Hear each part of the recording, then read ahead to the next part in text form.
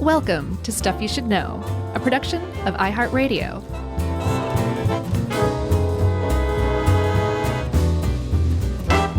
Hey, and welcome to the podcast. I'm Josh, and there's Chuck, and it's just the two of us today, which is fine because we need to keep our nose to the grindstone and really focus on a pair of really important episodes, which we kick off now. That's right. We haven't done a two-parter in a while, but as we got into the originally one-parter of the assassination of Martin Luther King Jr., you were like, man, there's a lot more here that we can just kind of explode this into a two-parter. Yeah, that was verbatim what I said. And I said, let's do it. There was a ton of stuff that I did not know about MLK's assassination. Yeah, same. James Earl Ray, like there's a lot of stuff around it. And it's just a reminder that history gets so boiled down to like its bare essence, or even like a caricature of itself. And when you really dig into like a historical event, you're just reminded that there's just so many people affected and involved, and it's not just, James Earl Ray shot Martin Luther King Jr. and, the world mourned. I mean, right. That was all true, but there was just so much more to it. So hopefully we'll kind of get some of that across in this.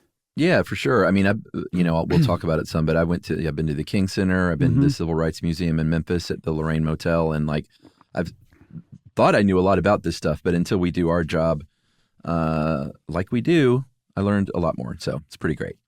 So let's talk MLK because he kind of skyrocketed to prominence from just the start. He became involved in the Montgomery bus boycott, which most people say kicked off the civil rights era in the United States, thanks to Rosa Parks, who we did an episode on, Rosa Parks, Agent of Change. You remember that? That's one? right. That was good. Yeah, for sure. And all this is just, so we're setting the table kind of as a lead in to where things were in April of 1968. Yes. So like you said, 12-ish years earlier is when he really rose to prominence. And so much so that in February of 57, he was on the cover of Time magazine. Yeah. So in 1963, he was Time's Man of the Year after being on the cover just, a handful of years earlier. And in 1964, he won the Nobel Peace Prize. So he was one of the most famous Americans by the early 1960s. Yes. But one of the things you don't learn about these days as often is that he was at that point beginning to become widely criticized. Yeah. Not just by white Americans, many of whom have been criticizing him all along, but by Black Americans as well. There was a real division in the civil rights movement between Martin Luther King's vision of his doctrine of nonviolence, which is basically saying like, hey, we're going to essentially do everything we can to show white Americans the problems that Black Americans face just by being Black in America. And no matter what they do to us, we're not going to fight back, and we're going to make an example of ourselves that will hopefully set for them. And the ultimate goal was to integrate into America, to integrate Black Americans into America so that there wasn't Black America and white America. And that ran very much contrary to the other rival idea, which was Malcolm X's idea. Yeah, and we haven't done one on Malcolm X yet, so maybe we should hit that up as a follow-up at some point. For sure. But yes, this was sort of the other side of the coin. Malcolm X believed in Black separatism. He was like, this nonviolent approach isn't working, and Black people cannot integrate into white America. It's a racist society, and it's just not possible. So we need self-determination. Violence, by any means necessary, is an acceptable sort of avenue to achieve the goals of Black determination, and especially considering violence is being inflicted upon Black people by white people constantly.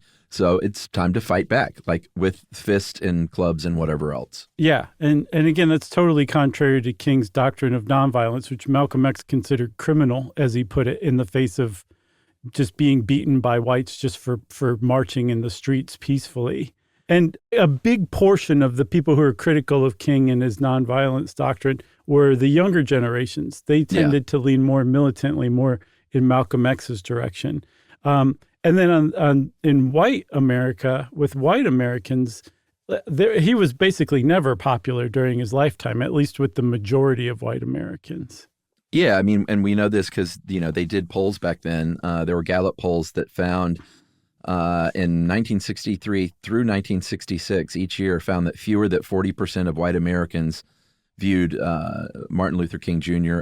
Favorably. So one of the other things that didn't help, besides his work in the in civil rights, was his stance on Vietnam and the war in Vietnam. He was always against it, but really changed his stance in 1967. Started being really, really vocal about it as far as publicly condemning the war. Started leading anti-war marches, giving speeches against the war.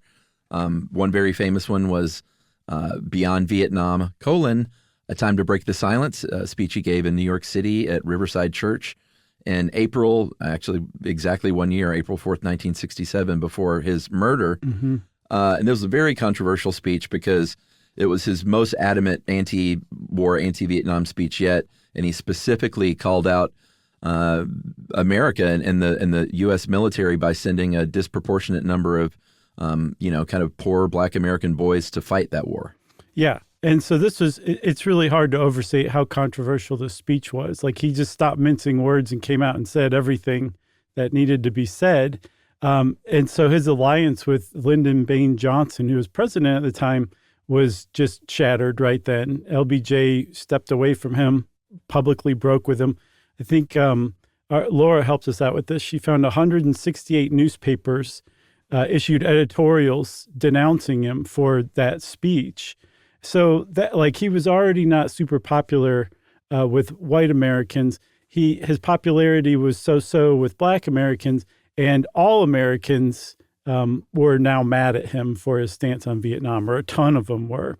And then one of the other things that really proved to be very difficult for him later in his life, later in his career, was he shifted focus from strictly civil rights for Black Americans to economic justice for poor Americans of all races.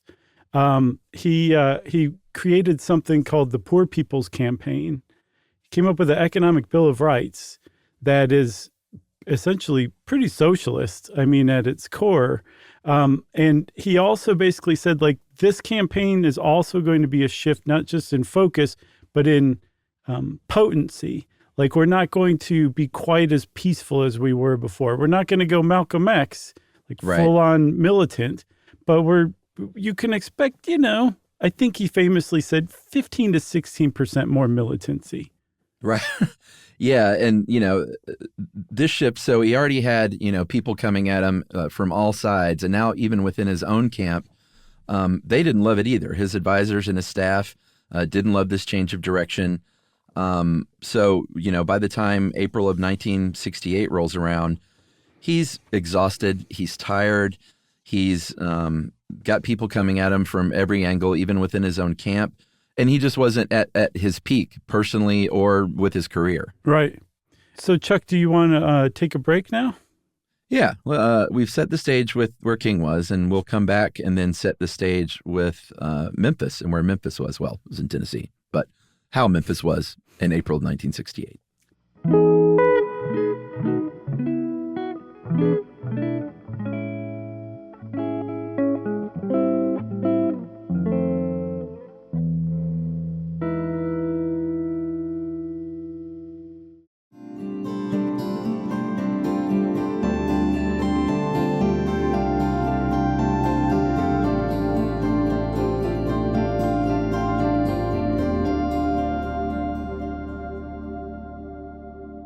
So in the spring of 1968, Memphis, Tennessee, which had previously prided itself on its white community and Black communities kind of, fairly getting along, especially compared to some other places like places in Alabama, it was by this time in high tension as a town. And it was largely because of the Memphis sanitation workers strike. MLK became very interested in helping further the goals of the Memphis sanitation workers in their strike, because he basically saw this as like, this is a perfect bridge between this transition from a focus just on civil rights to this larger focus on poor people of all colors. Because like this was mostly, almost exclusively Black sanitation workers who were struggling for recognition of their work, dignity in their work, decent wages. Apparently, if you were a full-time sanitation worker in Memphis, you were still eligible for food stamps after your full salary. And he was like, this is exactly the perfect kind of thing that I'm trying to get across. Like, this is important. So he kind of focused on Memphis in the spring of 1968. And like I said, it was in a state of high tension because a couple of protests, marches essentially to support the workers, had not really gone really well previously. Yeah, but before these marches, there was, there was already a strike going on. It just wasn't, full throttle at this point. Mm-hmm. What would really kick that into gear were the very tragic deaths of two sanitation workers, Echo Cole and Robert Walker. They were crushed to death. Their truck malfunctioned. They were trying to take shelter from the rain and were crushed by the truck, and the city didn't pay any compensation to their families at all. So this is what really kind of triggered the mass walk off the job. Almost all the workers, Black sanitation workers, went on strike at the time. Mm-hmm. And King was like, all right, I got to get to Memphis. It's in trouble. It's an opportunity for me as well, like you said, to sort of help me segue into this other movement. Mm-hmm. And there were a couple of different marches. On March 28th, he led a march of 5,000 people through Memphis, and almost right away it turned violent. Not by his hand, but it was a group called the Invaders. It was a militant group of young African Americans who were not on board with King. They were not on board with nonviolence, obviously, and they started looting. They started breaking windows in stores. Police came in, and we all know the drill at this point. People scatter. Police are beating people, shooting at people. There was a 16-year-old named Larry Payne that was shot and killed by a police officer named Leslie Dean Jones. 60 people injured, and then all of a sudden Memphis is under curfew, and close to 4,000 National Guardsmen are brought in. Yeah, and this was on the heels of another march the month before in February, where protesters, including some ministers who were marching, were maced by police. So Memphis just basically almost like throwing a switch, went from like a generally okay city as far as race relations were concerned to like the National Guard is now here keeping order in like a month. It just changed that quickly.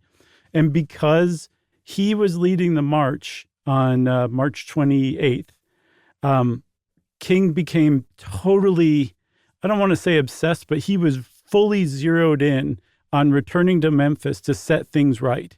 Yeah. Because that was a huge black eye in his against him, his career, and in particular, his whole doctrine of nonviolence. And again, like the Invaders were not related to what was going on. They essentially used this as a chance to mix things up. Mm-hmm. And King just basically wanted to go give it another try and hopefully restore his reputation, hopefully restore the reputation of the civil rights movement he was leading. And he put everything on the line to go back to Memphis and try it again, because it could have gone wrong again, and that would have really damaged things even further. A lot of his advisors were like, we don't need to go back to Memphis. Like, we have a trip to Africa scheduled, and like, let's just follow through and we'll leave it behind us. And he was like, no, we have to go back. So he actually canceled that Africa trip and brought everyone back to Memphis. And he got back there on April 3rd. And that evening, he gave what's been known today as his "I've Been to the Mountaintop" speech. Yeah. I believe it was his final speech. He gave it at the Mason Temple Church in Memphis. And it was a pretty significant speech, as you can imagine. I mean, basically everyone's aware of this. But in it, he recounts in a previous assassination attempt that I had never heard of. Had you? Yeah, from visiting the museums, but it's certainly not something that I don't think that's like super widely known. Right. Well, so he was signing a book at a department store when he was stabbed in the chest by a mentally ill woman named Zola Curry, stabbed in the chest with a 7-inch letter opener. And Zola Curry was convinced that civil rights organizations like MLK's were tracking her, had singled her out and were tracking her, preventing her from getting employment, just generally messing with her life. And the papers all reported that the surgeon who treated MLK, obviously he survived, was that the letter opener came so close to his heart that had he sneezed, it would have penetrated his aorta and killed him. So he really lucked out. And he talked about this in his I've Been to the Mountaintop speech. But the thing that most people remember about it is that he in a way almost predicted his death the following day at the end of the speech. Yeah, I mean, I'll go ahead and read it. He talked about not being around. He said, like anybody, I would like to live a long life. Longevity has its place, but I'm not concerned about that now. I just want to do God's will, and he's allowed me to go up to the mountain, and I've looked over, and I've seen the promised land. I may not get there with you, but I want you to know tonight that we as a people will get to the promised land. So a definite sort of eerie thing to happen the night before his murder. Yeah, and I've read that some people are like, he felt like that death was close, that he didn't have much time left. So it makes sense that he would have put that in. I don't think he expected to be murdered the next day, but he just, I read that he sensed that he was not going to live much longer. Yeah, I mean, he had seen what happened with Kennedy, obviously what happened with Robert Kennedy afterward, but yeah, it was those kind of things, very sadly were just much more common back then. Yeah, I was thinking about that, and just like living in an era of assassinations, like successful assassinations of prominent political figures, one of whom was the president at the time. That's just nuts that America went through that period. Yeah, absolutely. I mean, King, Malcolm X, the two Kennedys. Yeah, it's just a very fraught time in our history for sure. For sure.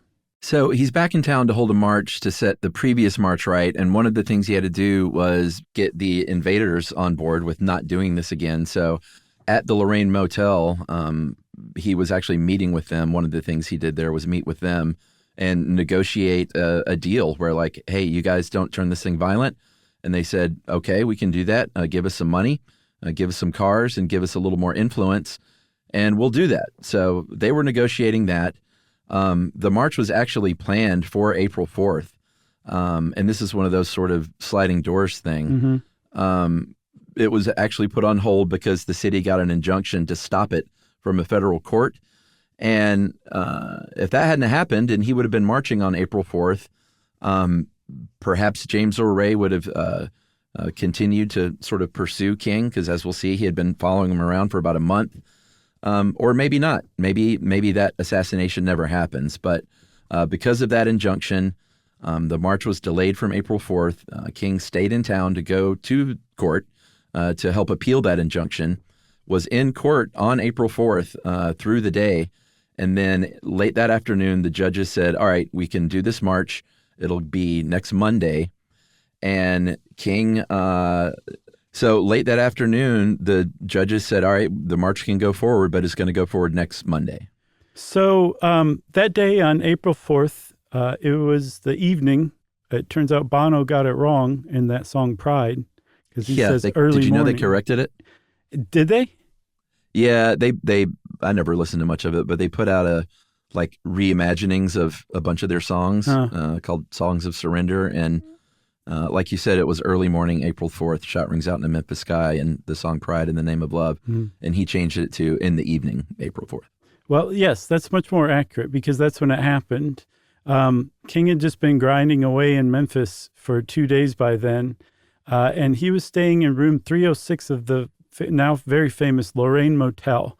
That was the room that he usually took anytime he and his people were in Memphis. They stayed at the Lorraine Hotel. Because it was a black-owned business and had been owned by Walter Bailey and his wife Lori since the 1940s. It was listed in the Green Book even. It was just a black-owned business, and it was a nice hotel to stay in. And by the time the late afternoon, early evening rolled around, MLK was late for a dinner at the Reverend Billy Kyle's house in Memphis. And they all started to leave to head to Billy Kyle's house for dinner. And he stepped outside of his room and onto the balcony, and he was speaking down to some other members of his group. I think he told one of them to start the car. And a shot did ring out, and it hit MLK in the face. Yeah, sort of in the chin and jaw area and the neckline. There's that very famous photograph of the people, his group standing on the balcony. I think like three guys are pointing across Mulberry Street, which ran between the Lorraine Motel and the what was it? The Bessie boarding house? Bessie Brewer's boarding house. Yeah, Bessie Brewer's boarding house, and they were like, that's where the shot came from. The picture was taken by a South African photographer named Joseph Louw, L-O-U-W. Mm-hmm. Became one of the most famous, photographs in American history, of course. And the gentleman kneeling, attending to King, trying to do whatever he could, that was a guy named Merrill McCullough, and he was an undercover cop who had infiltrated the invaders. So just by chance, he was on hand as an undercover cop there, and he's the one that's kneeling, kind of trying to tend to King. Again, he was shot at 6:01, was alive even at the hospital, barely, but he died just an hour later. He's pronounced dead at the age of 39 at 7:05 p.m. Yeah, and a doctor named Jerry T. Francisco was the medical examiner at Shelby County at the time, and he conducted an autopsy, and he concluded that Martin Luther King was killed by a gunshot wound to the chin and neck with a total transaction of the lower cervical and upper thoracic spinal cord and other structures of the neck. I read somewhere that Martin Luther King probably didn't even hear the shot that killed him. It just hit him so fast. It was shot from a high-powered rifle at, close enough by that, like he just wouldn't have heard it. And I was thinking it was possible that he died almost instantly. Had you read that he was still alive for a period, like when he got to the hospital? Yeah, he was apparently just hanging on. He was alive in the ambulance. He was alive, I think, shortly after he got to the hospital. Well, hopefully he was completely unconscious at the time. So, I mean, it's my hope that he just never knew what hit him or anything hit him. I didn't realize that. I thought he probably died instantly. Yeah, but when Francisco, that doctor, he described the gunshot wound, but he didn't fully dissect the path of the bullet. He said he did that because he didn't want to deform the body any further. Mm-hmm. But that, of course, would help out later with conspiracy theories, as far as, not having a full accounting of the path of the bullet, which we'll get into all that, I believe, in part 2. Yeah. But right after the shooting, like literally the minutes right afterward, there were 2 men in that boarding house who saw a guy leaving with a suitcase and like a blanket bundled up that had a bunch of stuff in it, big enough to where it could have held a rifle. Mm-hmm. And what happened was, there was another witness that said they saw a man passing, I don't know how it's pronounced, K-A-N-I-P-E, Kanipe or Canip? Kanipe's. That's what I'm going with. Okay, Kanipe's Amusement Company, mm-hmm. and just dropped this bundle on the front door of the store. You can, there's a picture of it if you look that up. And you can kind of see the rifle poking out even.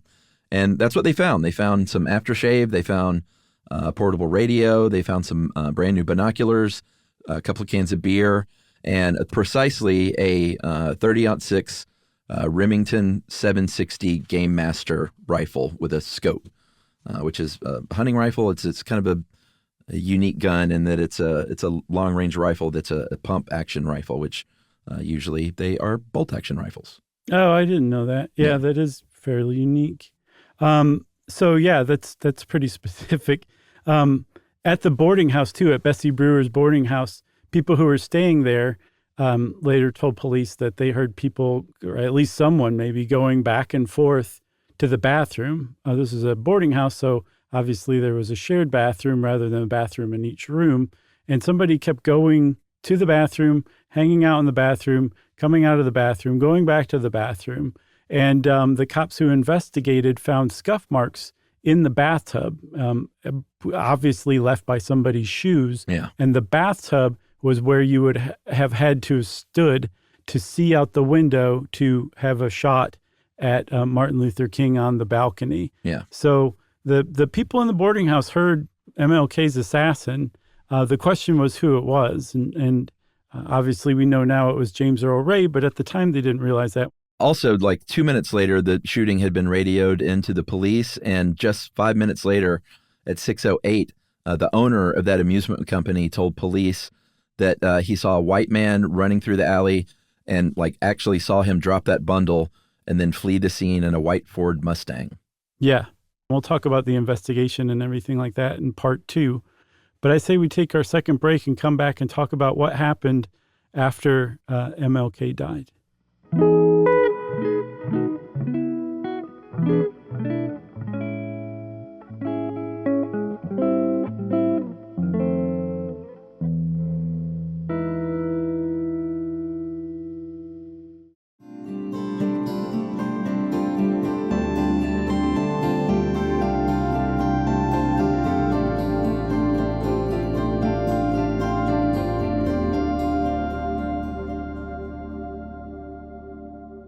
So, very famously, Walter Cronkite came on the news and very somberly told the nation what had happened on the CBS Nightly News. President Johnson declared the next day, April 7th, a national day of mourning. Flags went to half-staff. A lot of businesses around the country closed for the day. And he said, Johnson said on TV, the dream of Dr. Martin Luther King Jr. has not died with him. Men who are white, men who are black, must and will now join together as never in the past to let all the forces of divisiveness know that America should not be ruled by the bullet, but only by the ballot of free and of just men. Yeah. Like you said, the National Day of Mourning was April 7th, but throughout that whole period from the day that his assassination took place to his funeral, there was a lot of places closed down. Yeah. And I saw, Chuck, that on the day of his funeral, the New York Stock Exchange closed, which is pretty significant. Yeah. The NBA and the NHL were in their playoffs and they rescheduled their games. But the Major League Baseball did not postpone opening day, much to their discredit. But Roberto Clemente and Maury Willis of the Pirates said, well, we're not playing today. It's Martin Luther King Jr.'s funeral. That's great. And we're not going to disrespect it like that. And they inspired players on other teams to sit it out too. So from what I saw, effectively, opening day was postponed for a number of teams, if not all of MLB. Yeah. And hey, we did do a good episode on Roberto Clemente. Remember that one? Yep, that was a good one. So all across the country, people react with extreme upset, which led to violence and some rioting and uprising in like 125 cities over the course of a few days. 39 people were killed, 3,500 people were injured, 50,000 federal troops, dispatched all over the country, basically, except New York and Los Angeles. They were a couple of the only major cities that they managed to kind of talk people down. Atlanta, too. Oh, Atlanta as well? Mm-hmm. Yeah. That's great. So despite the fact that, black folks and a lot of white folks are mourning this death, it also sort of widened the rift because it became a symbol all of a sudden as white America's rejection of equal rights, basically, and white Americans' rejection of nonviolence by literally dying by a bullet, a nonviolent man. Mm-hmm. But there were, it wasn't just this. This was sort of the straw that broke the camel's back with just sort of the state of things in 1968 with race relations. Yeah, I would call it more like a match thrown on a powder keg. The explosive reaction was, like you said, not just because of MLK's assassination, but that was the thing that set it off. previously, the summer before, it was called the Long Hot Summer. Yeah. Because there'd been a ton of riots nationwide in cities like Detroit. There was 5 days of rioting. It just kept happening all over the place in Black communities around the United States. And there were reasons for this. There were, like, segregation had officially ended, but in practice, there was tons of segregation left, especially kinds of like housing discrimination that essentially created Black ghettos in downtown American cities that white Americans had left for the suburbs. And then they were starting to build highways through these cities, and it was tough to find employment. And the city itself didn't usually maintain stuff there, so it was crumbling and deteriorating. So there was a ton of frustration already, and there had been riots already, but there were a ton of them after MLK passed as well. Yeah, and there was a legitimate fear that a race war could break out in the United States. It wasn't. I don't think it was overstated. Looking back, that was a very real thing that could have happened. And there was one editorial writer who basically in the month after the assassination was like, King was the one that was preventing this from happening. So we may be in trouble here in the United States, like real trouble. Thankfully, that didn't happen, obviously. But like we said, a lot of these cities, people were killed, arrested, buildings were burned. Wilmington, Delaware was occupied by the National Guard for a year afterward. And looking back, it's looked as basically it was just a harassment campaign that made things worse. Yeah, the mayor was like, okay, you guys can leave pretty shortly after things calmed down. But the governor was like, no, we're going to stay. We're going to keep them here for a year. It was very odd. It was the longest occupation of any American city ever, which is, you just don't think of Wilmington, Delaware, stuff like that happening to Wilmington, Delaware. Yeah. One of the sort of positive things that happened after this, and it's hard to even frame it like that, but Coretta Scott King, Martin Luther King's widow, did finish the job in Memphis on April 8th. She did lead that march with her 4 small kids, along with 40,000 other people in a silent march. And that was King, Martin Luther King was so adamant about going back to Memphis and having a nonviolent march. So it was, special that she was able to see that through. Yeah. And imagine seeing 40,000 people pass by you silently. Man. How powerful that would be to see. Yeah. So the following day after Coretta Scott King led the Memphis march that MLK had set out to lead, his funeral was held in Atlanta at Ebenezer Baptist Church, where he had been a preacher. Yeah. And I think his father was the preacher there at the time. Is that right? I'm not sure. It's like 4 miles from my house. Right in the middle of Atlanta. I don't know. I was going to say later, but that whole area that's called the Sweet Auburn community. Yeah, it's awesome. Is largely preserved like it was around King's death. Like they there's still new businesses and people move in and out, but they've really gone to a lot of trouble to preserve like how it looked. The National Park Service has preserved it, and like you said, you toured the King Center. That's an amazing place to go as well. But I thought that was really cool that it's been designated a National Historic Site. Yeah, it's under protection. Yeah, which is always a little odd when you're driving through that area and you see a park ranger in the middle of the city. You're like, "What's going on?" And you're like, "Oh yeah, National Historic Site." So that makes sense. Just assume they're lost. But that's the place that I always recommend when, stuff you should know people write in or saying they're coming to Atlanta. No, that's a good one. Like, what should they do? I'm like, well, the Carter Center and the King Center are both very close to each other. And that's just a really great afternoon to go in there. And there's a lot of really cool displays, including a very I think I've talked about it before, a very sort of chilling single thing at the King Center, which is just a lone case with the room 306 Lorraine Motel hotel key sitting in it with nothing else around it. It just sort of speaks for itself. That's better than what I always reply with. I just tell them that they should go to Applebee's. Right. I'm glad you got a good joke in this one. God bless you. Thank you. So his funeral, I looked up a picture of it. His casket was carried on a cart by 2 mules, processing down one of the streets, probably Auburn Avenue. I didn't catch which street it was, but there were 100,000 people in this procession, not including people lined up on either side of the street as it passed, in a procession behind his casket, 100,000 people. And it's hard to get across what that looked like unless you see a photo of it. It just keeps going back and back and back and back. Literally as far as you could see, as far as the photographer could capture, there's a stream of people filling the road entirely, following his casket in a procession. And I was heartened to see when I zoomed in that, like, it wasn't 50-50, but it wasn't completely lopsided. The number of white faces and black faces in the photograph all marching together, mourning MLK. For sure. When it happened, you know? Yeah, I mean, especially in Atlanta, you know, a city with a fraught racial history as well.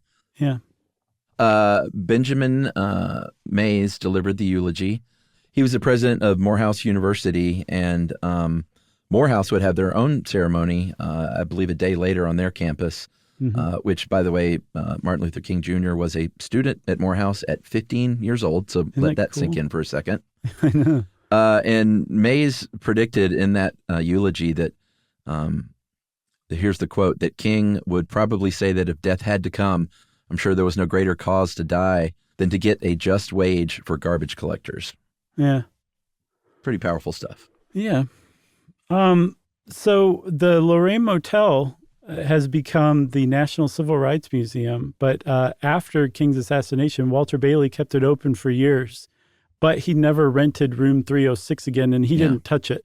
He left it exactly as it was when MLK had left it when he was assassinated.